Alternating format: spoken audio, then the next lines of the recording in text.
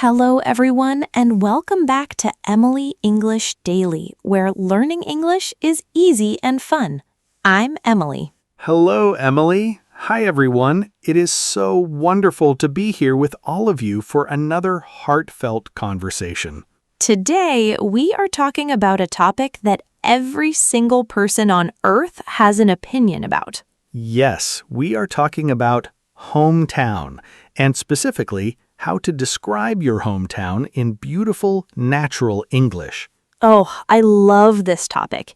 Everyone is from somewhere, and everyone has a story to tell about it. Have you ever been asked, "So where are you from?" and only managed to say the name of your city? Yes, and then the conversation just stops there because you don't know how to describe what makes your hometown special. Exactly, and that is such a shame because your hometown is a huge part of who you are.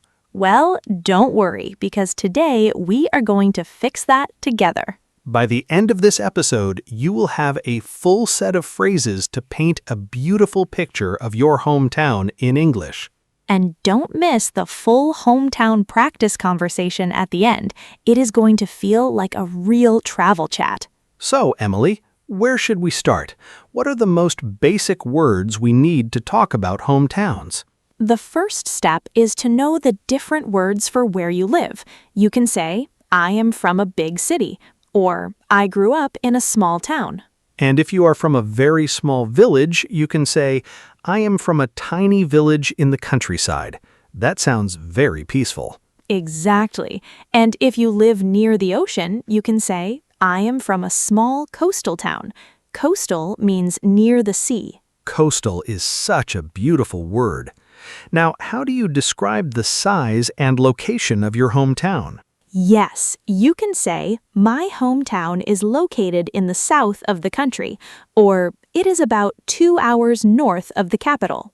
And you can describe the size by saying, it is a city of around 500,000 people, or it is a small town with only 10,000 residents. Those are perfect examples, and you can also describe the geography. For example, my hometown is surrounded by mountains, or it sits right on the banks of a big river. That is such a vivid description. Now let's talk about the most fun part, landmarks and attractions. Yes, every hometown has something famous. You can say, the most famous landmark in my city is the old church on the hill. Or, we have a beautiful central square where people gather every evening. Or, there is a huge park in the middle of the city that everyone loves. Oh, those are great. And if your hometown is known for a particular building, you can say, my city is home to the tallest tower in the country. That sounds so impressive. Now, how do you talk about the culture and traditions? You can say, my hometown is famous for its annual music festival, or every year we celebrate a traditional harvest festival in October. And you can also say, the people in my city are very proud of their cultural heritage. Cultural heritage means the traditions, food, and customs passed down through generations. That is a beautiful phrase. Now, let's talk about food. Every hometown has a famous dish. Yes, you can say, my hometown is known for its delicious street food, or we have a local dish that you cannot find anywhere else. For example, the signature dish in my city is a spicy noodle soup that has been made the same way for over 100 years. That is mouth-watering just to hear about.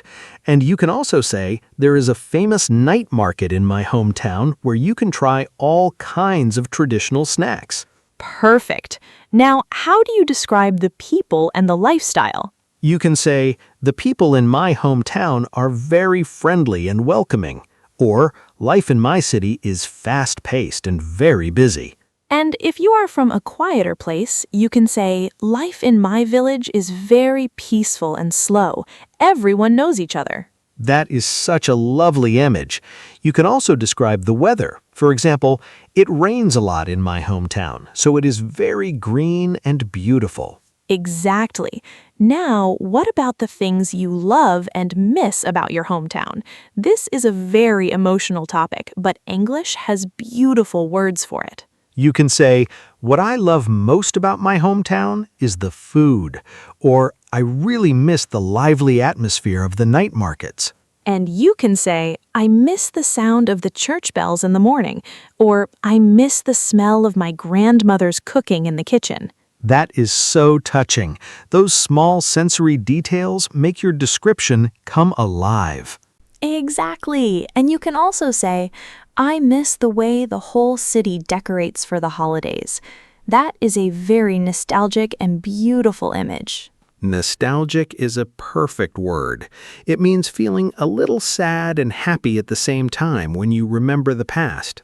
Now, Tom, I think it is time for us to slow down and look at our pocket words. Everybody, it is time for our favorite vocabulary spotlight, pocket words. These are 4 super useful words from today's hometown episode that you can put right into your mental pocket and use the next time someone asks where you are from. I am ready, Emily. What is our very first pocket word for today? Our first word is bustling. Let's say that one more time for the ear. Bustling. Bustling means full of life, energy, and activity. A bustling city has lots of people, traffic, and excitement. For example, you could say, I am from a bustling capital city where there is always something happening. That is a perfect example. What is our second pocket word, Tom? Our second word is quaint. Let's repeat that together. Quaint. Quaint means charming and unusual in a pleasant way, especially for old places like small villages or traditional shops.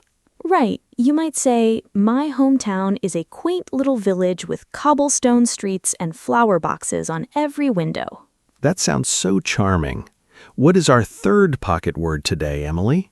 Our third word is landmarks. Let's say it again. Landmarks. Landmarks are famous buildings, monuments, or natural places that people recognize and use to identify a city or area.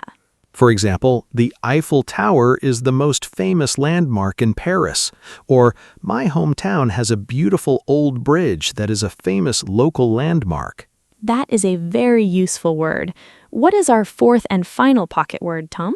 Our fourth word is vibe. Let's repeat that. Vibe. Vibe is a casual word for the feeling or atmosphere of a place. A city can have a relaxed vibe, a party vibe, or a creative vibe.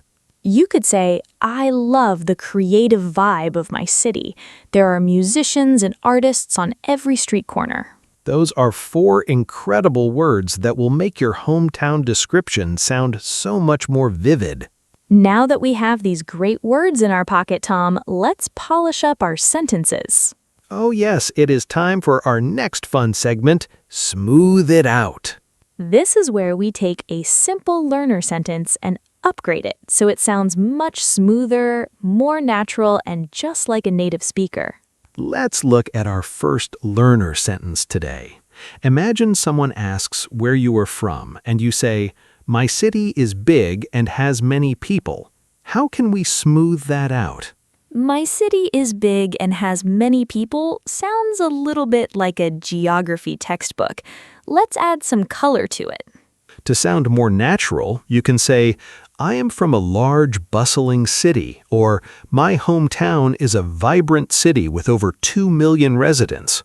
My hometown is a vibrant city with over 2 million residents. That sounds so much more descriptive. It really does. What about describing food? Some learners say, my city has good food to eat. How do we upgrade that? My city has good food to eat is a little bit too simple. Let's smooth it out to my hometown is famous for its incredible street food, or the cuisine in my city is absolutely unforgettable. The cuisine in my city is absolutely unforgettable. That sounds so mouthwatering and elegant. Exactly. And let's do one more. What if a learner wants to say they miss home and says, I want to go back to my country now? I want to go back to my country now sounds a bit urgent.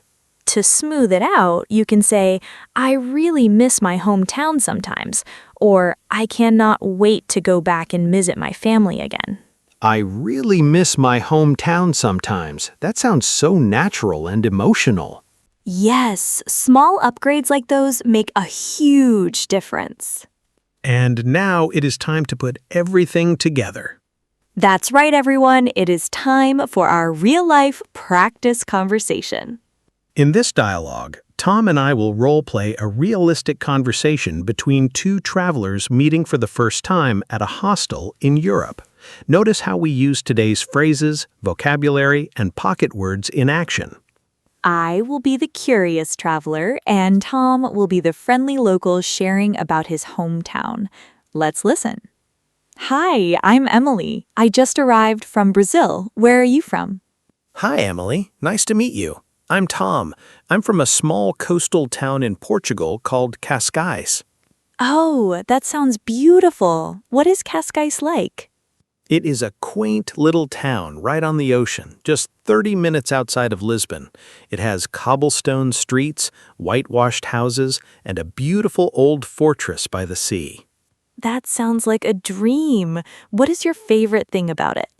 Definitely the seafood. We have the freshest grilled fish you will ever taste, and the vibe is so relaxed. Everyone sits outside at the small cafes, watching the waves. I am adding it to my travel list right now. Is there a famous slope mark I should visit? Yes, the Boca do Inferno cliff. It's a stunning natural landmark where the ocean crashes against the rocks. It is breathtaking at sunset. I love that. Do you ever miss it when you travel? Oh, absolutely. I really miss the bustling little market near my house where the fishermen sell their catch every morning. It's a special place. That sounds magical. Thank you for sharing, Tom. Now I really want to visit. You are welcome anytime, Emily. I'll be your personal tour guide. And cut. Wow, Tom, that was such a warm and beautiful conversation. Thank you, Emily.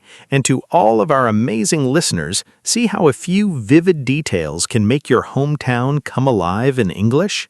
You don't need a long speech. Just share the food, the vibe, and one special memory. That's what makes a hometown unforgettable. That is the absolute truth. You are going to make so many new friends when you share your story. Thank you so much for spending your time learning with us today. Yes, thank you, everybody. Don't forget to subscribe to Emily English Daily. Give this video a big thumbs up and leave us a comment telling us about your hometown. We would love to hear where you are from. Keep practicing your English every single day. Share your story with the world, and we will see you right back here next time. Goodbye, everyone. Bye, everyone. See you next time.